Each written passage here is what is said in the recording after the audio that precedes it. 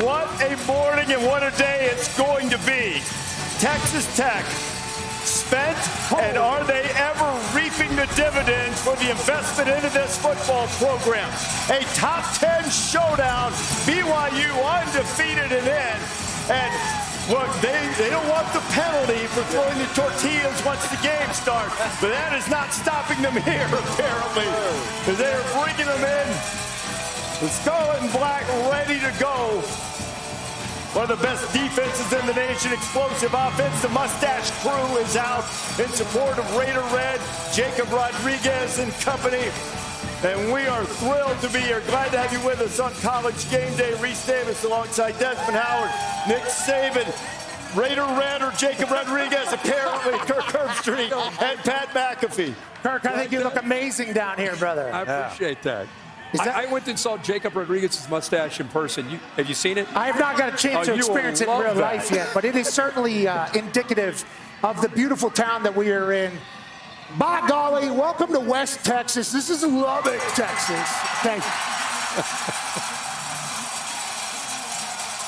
Now, there's a great argument that this is actually the only and true God's country because... Oh, they love that. Underneath where we're standing right now, God blessed this area of Texas with something that would power the entire world. It has blessed people to live lives and a football team to come together in such a big way. And in God's country, they know a few things. These people work their asses off down here. Yeah.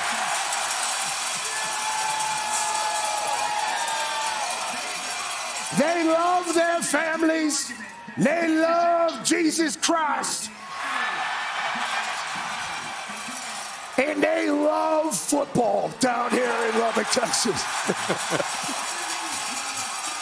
And they got a Texas high school football coaching legend angel that has come over here and led the troops and led this organization in a fashion that has made the entire world.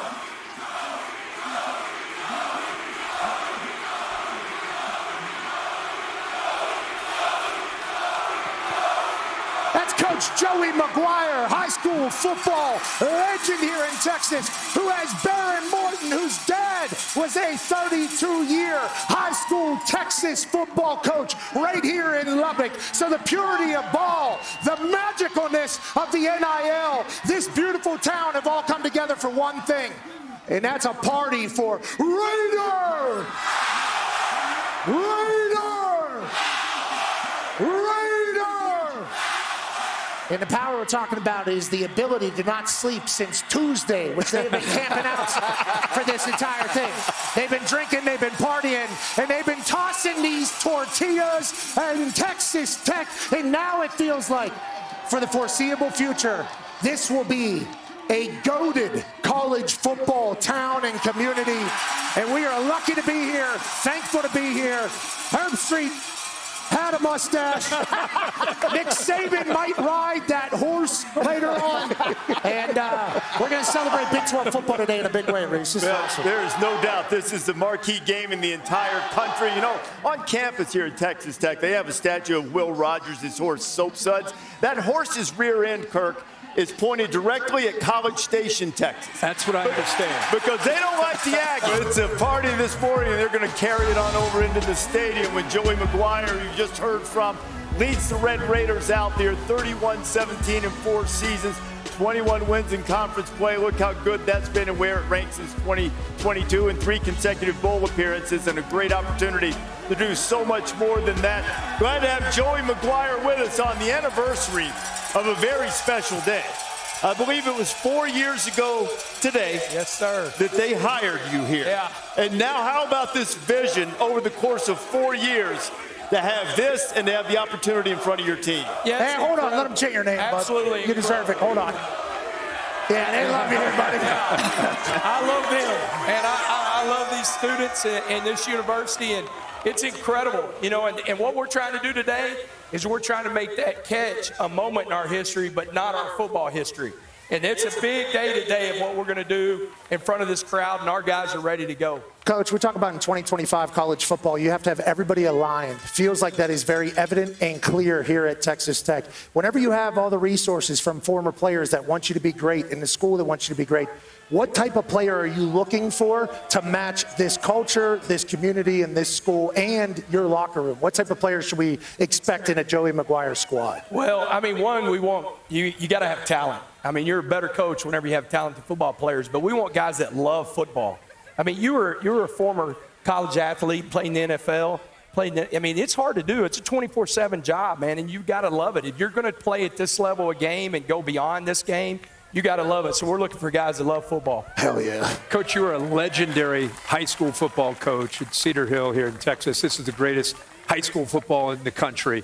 How did that prepare you, that experience, to get to this point of being a head coach at Texas Tech? Well, I had dudes. I had a lot of dudes that played. I did, man. I had some guys, and they played everywhere in the country. But, you know, in my interview, I told Kirby Hocutt, I said, I'm in charge of more football players from 7th grade to seniors than he is total athletes. So, like, if you're in a 6A school in the state of Texas, I mean, you're in charge of 600-700 football players. So you're getting used to that right there. And I think that was a big part of helping me be ready for this moment. That's awesome. That's how I met you. Yes, sir. Coming to see some of those dudes. Yes, sir. Terrell Lemon, you were at LSU 2004, and man, again, I'm a football geek. If you go in my office, there are pictures of great football coaches that I had the opportunity to meet. And that day when you came on campus, I was pretty fired up. I'm not a fanboy, just a little bit. Yeah, we all do it. We'll get him to sign that, too. So yes. Yeah, have that little bit better sir. piece of trip. So with all the attention that your team has gotten and the hype around this game, any issues with the ability to focus and stay focused on the moment? I don't think right now, you know, this one thing that I told the guys this morning when we did our walkthrough was like, enjoy when you walk in the stadium. But when you start your warm-up and your pregame routine, when that ball kicks off, we got to make it about the football. And we talk about that all the time. We have a plan to win, and we talk about it, make it about the football. And that's what we got to do today because we're playing a great BYU team. Kalani does an absolutely incredible job. They're extremely physical. We got to match that physicality. Yep. Coach, I spent a lot of time in your football building on Thursday. It's a magnificent football building, but I was blown away by the kindness and hospitality of everybody in that building, which I think is always a reflection of you and your coaching job. You guys do a tremendous job. Going into this game, what's your message coming out of the locker room, going up against this physical BYU Cougars team? Yeah, you know, we keep it simple. We never deviate. There's 4 things that we always talk about, and part of it, we said it this morning, is the brand. We got to be the toughest team today on the field. You know, a couple years ago when we played them, we turned the ball over, and we weren't the toughest team. And so 2 years later, I think we're a different football team than we were when we went there. We've got to be the toughest team, you know, and then we got to play, we call it Red Raider speed. It's not how fast you're on a 40 clock, but it's how much effort you give for the guy to the right and left of you. And we got to play at our level to make this a game. What's this crowd going to be like? You know, they've been outside the stadium in a tent since Sunday. People are saying It's unreal. These West Texas drunks aren't going to be able to keep the energy all the way through the game. People are saying that on the internet because we've seen the Raiderville, we've seen the Tent City. They've been out for a game day since Tuesday. People on the internet are saying those West Texas people can't keep the energy through the entire game. What should we expect from your crowd today as the undefeated BYU team comes into town? I have a fantasy camp in February. Come back and find out. We're trained for this. We're built for this right here. Raider!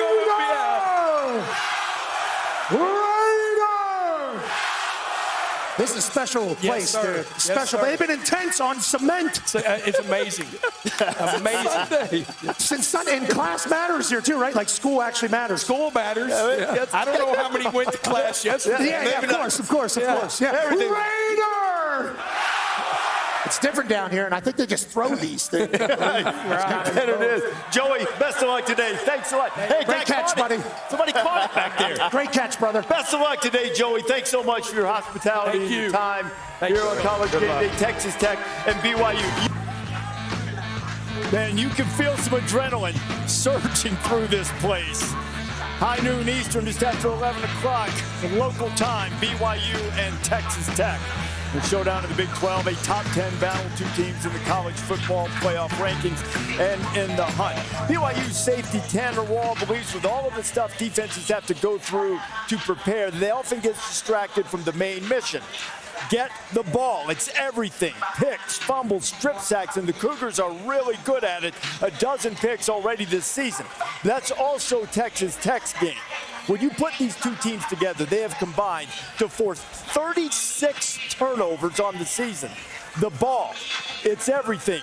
Taking care of it and making plays will be huge in this game. This is a huge spot for both BYU and Texas Tech. Chance to reach the playoff. You see how important this game is. We're hunters. We have the #1 pass rusher in the nation. We have the best linebacker in the nation. We can take the ball away and give our offense, 2 or 3 more chances at it. I think we'll be okay. Barry Martin's a really great quarterback. We haven't even seen the best of him yet. Try to find ways to make it difficult for him. The whole world's about to find out what we're about. Top 10 game, you can't ask for more. We're going to find ways to score, and that's why it's so hard to stop us. They've got a dual threat quarterback. He's a big kid. He's a physical runner. He can make all the throws, but man, he is special. We want to get sacks, we want to get interceptions. We can win the turnover margin in this game, and we'll have a great chance to win. Yeah, we know this is a big game. We say it's a big game because we're in it. Excited to showcase what we can do Saturday. This is kind of the first round of the playoffs,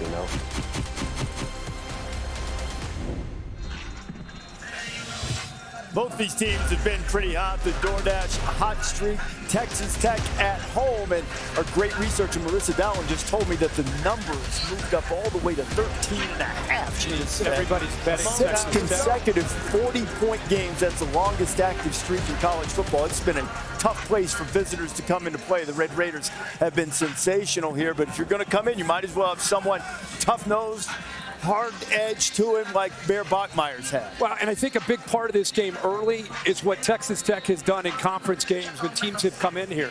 Up 18-0 in the first quarter against Kansas. Up 21-0 in the first quarter against Oklahoma State. So how BYU starts in this game, they're going to have to weather that storm, come up with a good plan to keep their true freshmen upright. And as Rece said, if there's a system and an offensive philosophy that can take that crowd out, it's this kind of system. I felt like really almost introducing some of these offensive players. They're BYU superheroes, if you will. If you've not seen an undefeated BYU team play, here's the flash. The speed of this offense. Parker Kingston on the outside, 100-meter state champ. Do a good job of getting him the ball in space. He can catch it downfield, but also dangerous after the catch. He'll have to make a lot of big plays today. Here's the Superman, what I like to say, Superman Chase Roberts' ability to fly. He's number 2. Jump ball specialist, leaping tall buildings in a single bound. How about L.J. Martin? He's the Thor. Thor's weapon is a hammer, and that's what L.J. Martin, back from a shoulder injury, it's got to be. If number 4 can't get established, the game is over. He's the key to the game for BYU. And then Bear Bachmeier is Captain America, the leader as a true freshman, unimposed, not afraid, steps up, is elusive. Pat just said he's 265. Wow. Which is ridiculous to think as a true freshman. But as Coach said, it's been his poise and his ability to understand the offense. And it feels like the bigger the stage, the more pressure is on this team. He keeps them very calm. I just talked about L.J. Martin. This guy brings the physicality to an offense that relies on winning the line of scrimmage, Coach. If they can't establish the line of scrimmage in the run game, they really don't have much of a chance at all today. Well, these two teams are very similar. They both want to play physical. They both want to win on the line of scrimmage. Texas Tech's defense is number 1 in the country against the rush. They're only giving up like 75 yards a game.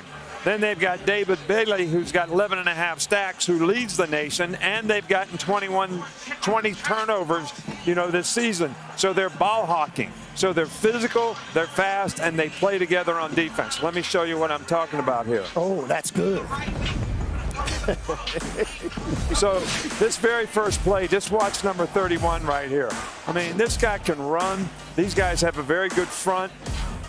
Plays the jet sweep, runs a guy down, makes a big hit for a tackle for a loss. You know, their front is very, very good. They got very good down guys. They knock you up back on the line of scrimmage. Here you see him stuffing the run, but then what's the guy do? He steals the ball and runs for a touchdown. So these guys are constantly ball hawking. Here's another example of a good pass rush. Romeo going to beat the guy on the edge. Now chase the quarterback down. Strip sack. Pick it up, run it for a touchdown. Score on defense, big time. This is as fine a move as I've seen. They're trying to double David Bailey here. Watch, the tight end shifts him. The tackle tries to block him. Spin move, sack. That is big-time ball right there. So this is a very, very good Texas Tech defense.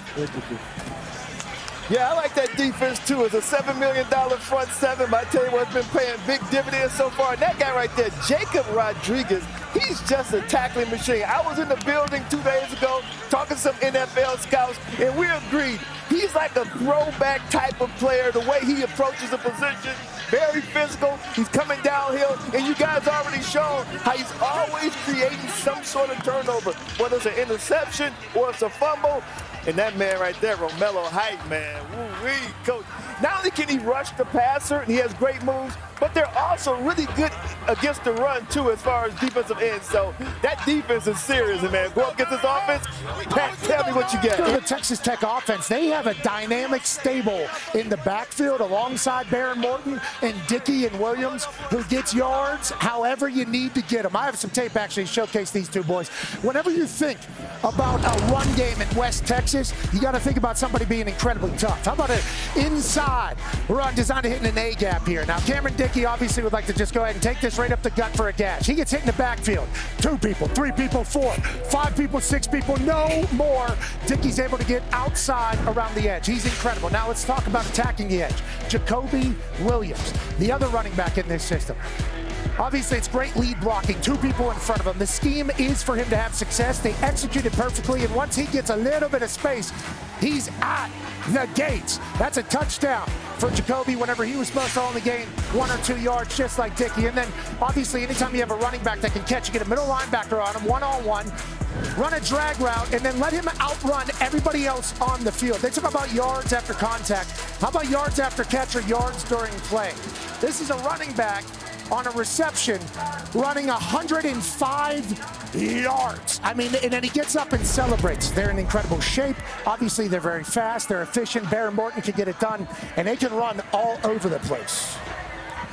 There is Morton, 64 touchdown passes thrown for nearly 8,000 yards, and he will be taking aim at a BYU defense we've talked about, opportunistic. They force turnovers and stout in their own right. Yeah, they really are. I spoke to the DC, Jay Hill, earlier this week, and he said that, you know, one thing he wants to make sure Morton has on his plate is a lot of eye candy. He does not want Morton to see the same picture post-snap that he sees pre-snap. And what is he going to do? He's going to disguise the coverages. Let me show you what this BYU defense is going to bring to the gridiron today. I call it the blue steel defense, and guess what? They're playing in their blues today. They're very multiple, extremely unpredictable, and they play with an edge. Here's a disguise coverage.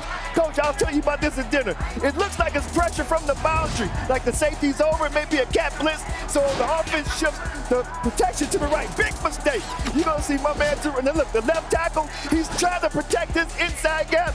Gives my man a free run at the quarterback, Glasgow for the sack. And then another guy, Tanner Wall.